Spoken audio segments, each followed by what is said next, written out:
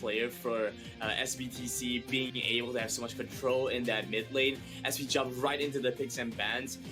Galio getting removed by SBTC, trying to take away that high priority pick. QWQ make an interesting choice to remove Renga, a champion we haven't seen all that much, but something that QWQ has consistently banned. Yeah, and I don't really agree with, taking away the Olaf, and as mentioned by the panelists, very low win rates, but this could potentially open up a variety of options on the table. You got the Camille, the Lee Sin, as well as it will be locked by Minas here to get some really smooth run in the jungle to open things up in the early game. Yeah, Lee Sin is such a strong and efficient pickup coming in for SBTC Esports. They've made such good use of that. TF has been a pioneer with how aggressive the Lee Sin is, and some of the playstyles you have with that Lee Sin. Fiora locked in from SBTC along with the Rakan and Fiora, something that we criticize, a high risk, relatively low reward. I know Hungry loves to talk about that, a relatively low reward champion, but something that SBTC are looking to work with today. Yeah, and looking back into the draft of QWQ, this is where they go all in with all these favorite picks out there, with the Camille most likely heading in towards the jungle after the pickup of the Garen over here from Jackie. So we'll definitely see perhaps the Hex Ultimatum fully focus on locking down a Kai'Sa in particular, if of course to stop her from moving away with the killer instinct. Now, what do you think about an Astro versus a Kai'Sa matchup here for his likes of QWQ? Ezreal Kai'Sa should lean towards the Kai'Sa, especially with the Rakan. It gets a pretty good lockdown, pretty good engage. I like what QWQ have. Disengage on the Seraphine to round off the composition because they have great siege potential. The Ziggs lines up really well. You loaded it in with the Camille. They get the lockdown. Something that we haven't seen as much. I talked a little bit about this with TJ. Camille coming into the jungle has been relatively exposed. Most players know how to deal with it. You just need some level of disengage. I feel like this Orianna can do quite well as we get ready to jump into game SBTC Esports versus QWQ. SBTC looking to pull out yet another win to lead the group and try to potentially take the seed where they can away from EVOS Esports. Now here we go right into the rift, as the portal hasn't opened up just about yet, but it's all right.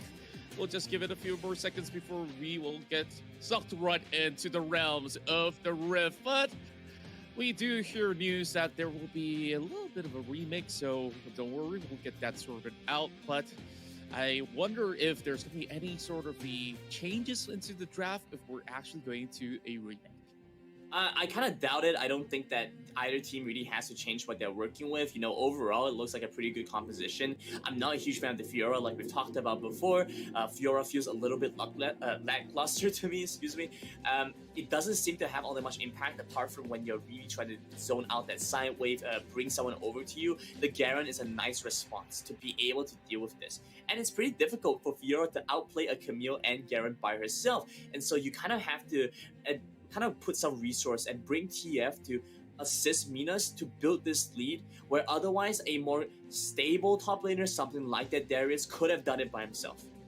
Yeah, I gotta agree with you right there. And just look at how they could actually set a beautiful team fight with the Shockwave delivery system of putting the ball on either Rakan or TF, who will move in with his Lee Sin, and that could, of course, disorientate the likes of QWQ, which I'm looking at the side of QWQ. It's very good pokes that can actually come out of the Ezreal Seraphine bottom lane, alongside with the Ziggs that can drop a huge Mega Inferno Bomb.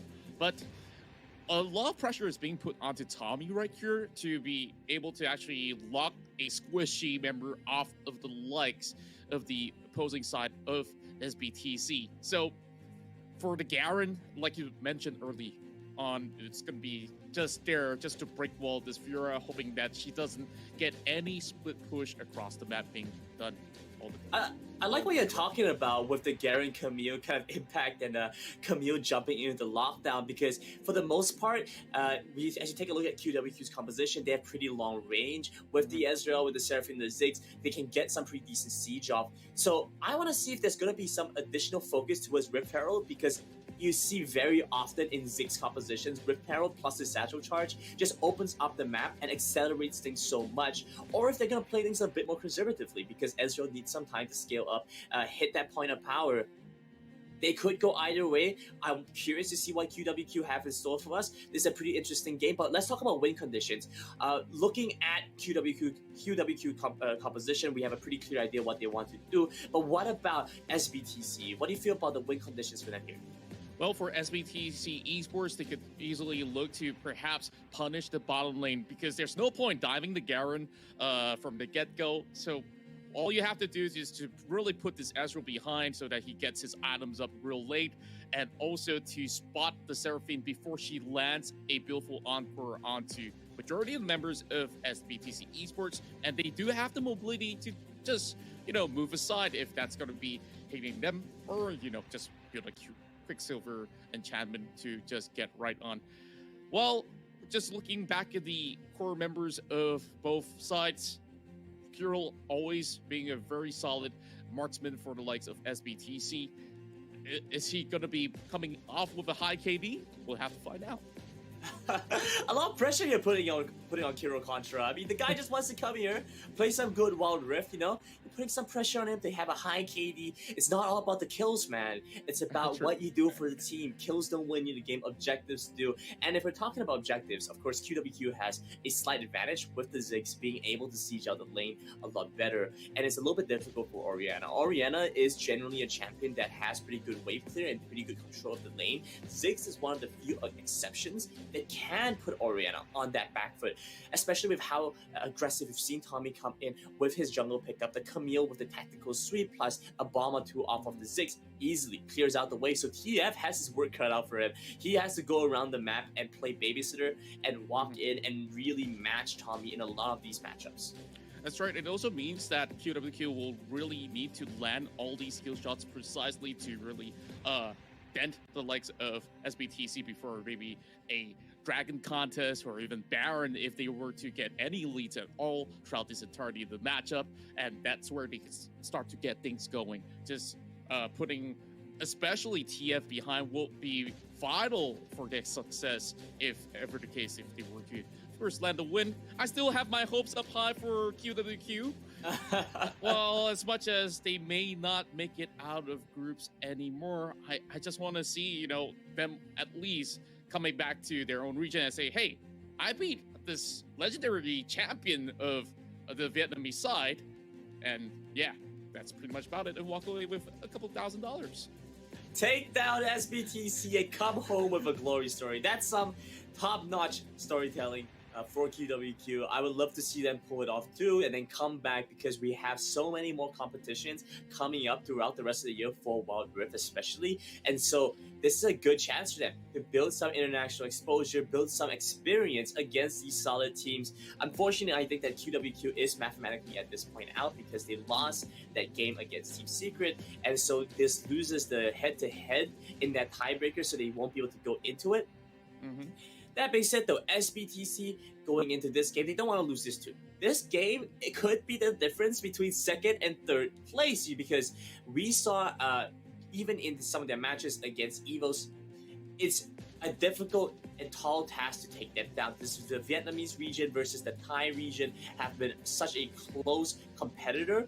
Neither side has really had such a huge lead up until now. EVOS Esports is finally looking like a significant giant compared to the Vietnamese region. And so SBTC have to take that into account. They want to win out every single game that they can here, get the second seed, and place better going into the qualifiers, into playoffs. That's right. And they definitely don't want to be the third seed of the group, or else moving in towards the playoffs, you might just face off another Titan on the other side of the regions as well. Whether if they meet up with Amihan, that's also going to be pretty bad news. But then again, they've definitely learned a whole lot from their meeting against the likes of EVOS Esports, because EVOS Esports, that's the team that QWQ will also be meeting right up next. So, I just don't know what to expect out of it anyways. Yeah, it's a tough one. I actually think the next game is EVOS Esports and Team Secret. Yeah, I think QWQ will play against EVOS later in the day. Right, but for next game, it's EVOS Esports versus Team Secret, and that's a big live matchup too. We saw how dynamic that game was last night when they played against each other for the first time around, and Team Secret had so many moments where it looked like they were about to win the game. They had great team fights. I love the composition. It was so creative, bringing in the Yasuo and just doing so much work for their team. Really dynamic choices from this team from the Philippine region. EVOS Esports, no slouch of their own. They came in, played discipline, had so much aggression. G4, once again on that Twisted Fate, was able to dominate his lane opponent, put that team in a solid position. The gold cards were game-changing, set themselves up, and ultimately pulled that win. And so that's the next game between EVOS Esports and Team Secret. But for now, we're going to go back to our focus, which is going to be between SBTC Esports for the Vietnam region, as well as QWQ from the Hong Kong region. I have to mention, not only QWQ, but also Team MVP haven't quite exactly been performing like we would expect. I do think we are going into game and into the Rift, and so at QWQ, one more chance to turn things around for us and show us exactly why they deserve to be top seeds from the Hong Kong region as they match SBTC Esports. Well, I'm glad that the portal stopped swirling and we finally zoom right into the Rift. Get some portal vertigo? Yeah, a little bit. Well, speaking of spinning, let's talk about the top lane for a little bit, because we've seen quite a lot of all these Furor versus Garen matchup, and there are times where the Garen can actually come up a hit. Of course, it definitely depends on how a Furor actually juggles with the pressure in the lane. If the Furor could actually bully out the Garen by getting a whole lot of all these vital procs, then he wouldn't be really having enough to work with and has to force himself to hug the turret. But a pretty good start for QWQ over the bottom side. It really depends on resource management for this Garen versus Fiora lane, because I'm sure that anybody that plays Fiora will know how resource heavy Fiora is. Your mana runs out so quickly. You have to be very careful when it comes to holding this matchup. And so once Garen is able to pick up the Bramble Vest, deny some of the healing, like you mentioned, from those vital procs, Fiora has a much more difficult time trying to sustain in lane and hold on. Oftentimes gets shoved out, not because HP is running out, but because the mana is out. Instead, let's put our attention towards this bot side for a bit, because SBTC, Carol loses out quite a decent amount of going EXP, zoned away by Cool and Berjaya because Aquino had to recall. That's right, and we definitely think that this Cerberus is going to be hold on, impact. What's going to happen here? Fight breaking out, looks like a decent amount of damage onto Aquino right away. They're flashing forward for the last all time to get the first blood. It's first blood over to QWQ. Now moving over onto TF. TF drops down low, has to flash out, but it survived, and it's one kill claimed up by the red team. That's actually a great position coming in from QWQ and putting so much heavy priority on that scuttle. Definitely worked out very well. And I thought that maybe the Camille would be able to actually punish TF even further, since he's already flashed away across the wall. So things are looking to be pretty good for the Hong Kong region for now, while Minas is going to be putting some poke here. Might see a fight break out once again. Mina's stuck in the pit. Ultimate coming in from Tommy to get locked down over onto the Lee Sin. Lee Sin goes down, now attention back onto the Fiora. Fiora dashes away the repost. Still has a flash, not too much pressure there, but double scuttle start and double kills to QWQ to start off the game. Internally, I'm just having this joy where finally things are really working out for the QWQ side. Now they get a little bit of a decent lead, and then it comes down to the goal that they have managed to stash up by getting the double scuttle, as you do mention. So, I don't know. TF seems to be struggling for slightly a tad bit. Well, Tommy has already got 2 kills, which will mean that this Camille could easily just set up some decent dives on either side of the lanes. And QWQ playing in good form, getting some control in these really critical moments. I think it all kind of started when Aquino had to recall early on for the harass that was coming out from QWQ. And because of that, Kiro stuck in a bad spot. He didn't have much HP, couldn't lend his hand over to that dragon fight. So SBTC lost that. And once they lost that, they lost momentum. QWQ made their way up the topside river, picked up that one as well. Charm coming through to get good damage over onto the Rakan. Rakan dashes out. No flash available. No Ignite on the side. QWQ, they cannot find it even with the True Shot Barrage. But still a good trade. TF walks into the arms of Tommy. Tommy gets some good damage, trades back, but dashes out in the end. Sonic Wave comes in, Resonating Strike going to be used as well. TF just walks back. Dragon spawning up in 10, but it's the recall coming through from QWQ. QWQ really wants to reset for the Dragon as well. They don't really have too much vision established other than one more over on the side brush. And for the likes of SBTC Esports, they're slowly recuperating. It's only going to be 1,000.4 of difference for the moment. They're already working on the Triforce as per usual. Bramble Vest as well as a Bomby Cinder already in the hands of the Garen. Now TF going for the Scuttle, but immediately getting poked by the Seraphine. This might not look all too good for SBTC to commit.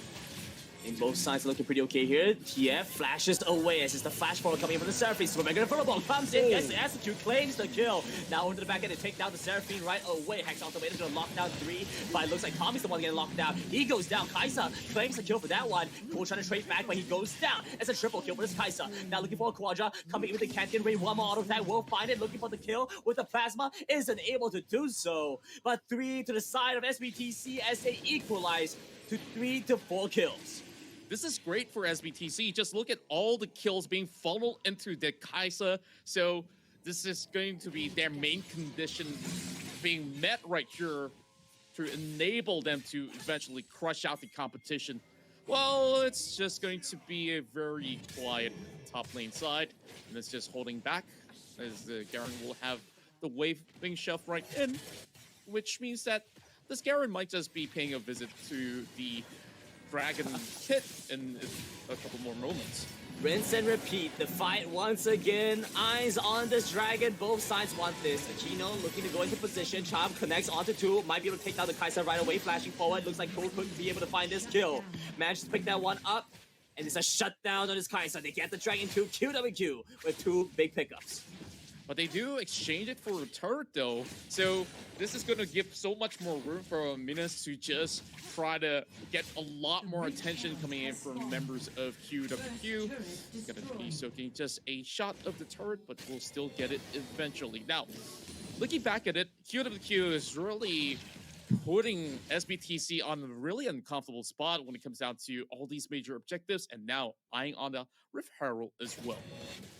And it looks like they're never quite done. Any objective available is an objective they want to go for. Dragon's Rage going to be used, kicks away Tommy, but Kiro walks in position, looking to try to catch onto this Camille. Instead, they put the focus over on the TF. TF might just go down. Teleport coming through, they're trying to join into the fight. Supermega Furball comes in with the Essence Barrage, getting the kill. Now into the back end, Tommy might just go down. They manage to get some good damage on the Kiro. Jumping in the dunk for the Garen, takes down this Kaisa. And eyes back onto the Red Herald as QWQ pick up every fight they can go for. Where was this QWQ when you needed them to pop up? And I'm really glad that I got some of my cards right this time around by, you know, putting some hope onto the Hong Kong region. Now, this will be the Globe Herald in the hands of QWQ. So, where's this gonna go? Probably on mid or even top side, but they're already working on the Baron lane turrets as they get even more gold being stashed up. Here comes Minus, but I don't think that he will just hop on top of both the Seraphine as well as Astro for now. Yeah, just gonna clear out the wave and trying to hold on. Okay, like you mentioned, gonna use that Rift Herald up in the Baron lane. Trying to clear out that turret, get that one, and trade back. That's a pretty good confirmation on the amount of gold that you get in QWQ's pockets. So with that one, they pull themselves up with a 2,000 gold lead. In pretty good position. Take a look at the Lee Sin's items. I'm not quite sure I like this. You know, is opting for a lethality item, but not going for the Ghost Blade. Instead, going for this Umbro something. What's this one called again? Umbro Glaive? Umbro Glaive, yes, that's right. Instead going for this one, the Umbro Glaive. I'm not quite a big fan of this. They could go for the Guardian's Angel, since he is a little bit behind, to try get back into these fights and survive a little longer, but alright, we'll see how it goes. I guess a little bit of vision and control doesn't really hurt, but I agree it could have been a Ghost Blade, which can actually get the Lee Sin towards a better position if they really want to go very aggressively, and Guardian Angel could never go wrong. While SBTC, they're being shoved right under the turret. Meanwhile, QWQ here will be having members back up in the air. Some pressure coming out from QWQ as to get the charm back on Aquino. Aquino tries to dash away, but Supermega Furball claims the kill. They trade back onto the Camille. Kiro gets the kill credit for that one. Now back on the Julie. Julie doesn't have much more to go. Flashes out. TF over by the side. Bit spotted out by the ward. just looking to provide some safety for his Oriana. Isn't able to do too much. As you can just see, QWQ applying pressure everywhere across the map. Yeah, and also just taking note of some of the item builds as well. But Jai on the Seraphine, he's not really going for a traditional redemption or at times, the status the Chen. Instead, he goes for the Locket, which also helps them get a slight bit of shield for all the teammates that will be heading in towards this team fight. While as in comparison to a redemption, you gotta wait for a couple of seconds. I guess they got no patience for that. I love that you mentioned that, being able to have these boots upgrades around the dragon is so critical. The fact that they are able to give so much additional shielding, additional health, can really turn the tides of this battle. And so with the Cloud Dragon coming up, QWQ, they want to go for this. I'm pretty sure they want to go for this. They've gone for every fight around these objectives where they could. That being said, though, let's take a look towards Minas and towards Holton, because Minas went for that teleport upgrade, whereas Garen, Holton went for the Gargoyle Stoneplate. So better fighting potential from the Garen, but more cross-map availability from this Fiora. Yeah, this is pretty ideal for the Fiora already, so she could just focus on to the lanes instead of just moving right in. Oh, that was nasty. That True Shot Barrage almost sniping down Kuro. I didn't see that one coming. Good damage, almost takes down the Kai'Sa right away, and so you can see SBTC forced to walk up. They don't have vision, so they're just gonna move back into the mid lane, but the wave cleared out. It's an easy pickup on this dragon. I'm loving QWQ's macro and micro plays right now. But mid lane gonna get collapsed on. Let's see how they defend this. Oh, they do try to save the rip buff, but there is SBTC members shoving all the way up mid. Minions are already taken out, and here comes the redemption just to get a little bit more health for Aquino for the very moment. A little bit of dance for the Rit buff for quite some time now. I guess Minas will just give that one up and says, okay, this is too much of a hassle for me, but oh, what's going on? Nothing much, just Aquino going down again, and he's tried to make plays. He's looked to find good spots for his team, but hasn't been able to do so. Now lock up back onto Julie. Yeah. Nice kick. They get the catch over the Cole. Cole goes down right away. Good damage back on the TF, but he isn't able to go down. Goes golden, survives a little bit longer. Good damage coming in. He flashes out. Jackie almost claims the kill for that one. Instead, they move back towards the safety of the turret. Holton joins back into the fight. The Garen looking to be in front line for his team. Clears out the wave, and I think that's about it for this team fight. I just love how QWQ is playing such a better macro game as well as team fights in general. And just look at this lead that they've had it for the very first time, which is pretty much sizable. Just about hitting towards the 4,000 mark, just give or take. Still around 3,000 for now, while Jackie is already getting so much out of all these slight skirmishes. 206 at the moment, already completing the Morelos alongside with the looted Zeko. So let's see if whether or not SBTC could just pick this Ziggs off, especially when he's already got the status enchantment, got the barrier up as well as the flash. Maybe not anytime soon. Yeah, it's going to be difficult to take down Jackie, especially since he has both summoners up. We could see how impactful it was when they took down Cole. That was a big team fight win. Aquino once again jumps in, has to quickly get the chop over on the 3, but guess what? They try to fight back around, gets the chop back over on the Julie. Even with the shockwave, not able to do too much. Good damage out from Jackie. He doesn't go down. Instead, he's going to Lee Sin. That's it. And now Holton joins in the fight. Super in front of him, sets the stage for the rest of the engagement from QWQ. But his side, they don't even have to do it. They have so much pressure, so much control. The dash in from Cool right into the face of Minas, who can't even go back. When have you seen a Fiora run away from Ezreal? I've never really seen one, to be honest. Every Ezreal, I was playing Ezreal from time to time, and when there's a Fiora on the enemy side, she'll just look to dive me, but when you do have a Rakan who's always diving hit first without your teammates surrounding you, I guess it's better for the Fiora to just, hold back and say, I don't have any business here, so just wait for the right moments. That's the way that SBTC wants to play, and maybe just look for the late game scaling. That's where she will be a lot more effective now that she's already building into the Death Dance. She can last a little bit longer in some of these team fights. Oh, for sure. But like we mentioned, right, Fiora's issue isn't really the HP, but the mana, and can so quickly run out of it. So stuck in a side lane, trying to shove out quickly when she joins into this team fights, very often what you'll see happen is the Fiora doesn't have much mana to work with, gets stuck in a bad spot. loses efficiency and loses relevance really quickly. So if QWQ can actually hold him in a side lane for a long time, this teleport enchant on his boots could actually be a little bit less viable and a little bit less useful. Okay, there we see the upper grade value coming in now. They spotted out that ward around the blue buff. As they get ready for the dragon, QWQ set up position here. Well, for 30 gold investment, I'm not too sure of that, so I don't know. But then again, hey, a little bit of something, I guess. Here comes Hexing. Oh, wait a minute. Lockdown back on the Kino. Kino might just go down. True shot, Barrage not able to find to execute as they jump back into the backlines. TF looking to sacrifice himself for his team. And SBTC Esports running for the hills. They back out once again. Julie flashes out. She gets a little bit too aggressive, standing way too close to QWQ. While back in this and trying to win this fight out. Dragon's gonna come up. They're looking to pick up that one. It's a slam dunk from Holden. Takes down this Oriana. I don't even know what to say. QWQ now looking in their prime form. Albeit being a little bit too late to first qualify, but they are definitely showing their best possible strength right now. Not sure you want to go for that. Aquino once again running for the hills. Not much HP left.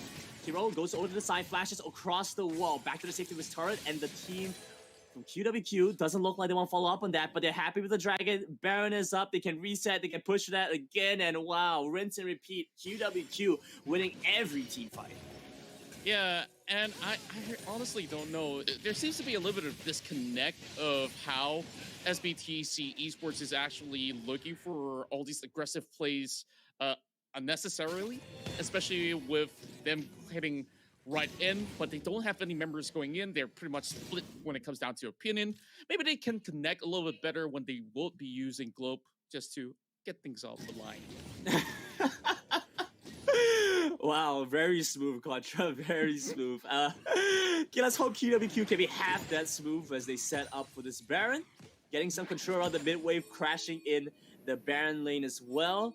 As they set up some vision control, you can see the response out from SBTC to look around these angles, but Aquino once again at a bad spot. If he gets spotted out by top, he might just go down. He backs out and they manage to survive, but you can see how worried SBTC is to take a team fight that they're not willing to go for. Yeah, and SBTC, they got to stop with the fiesta of diving head first, so now it's going to be a very good reset for them, at least to, of course, get their thoughts all together while Minas will be working on the bottom turret.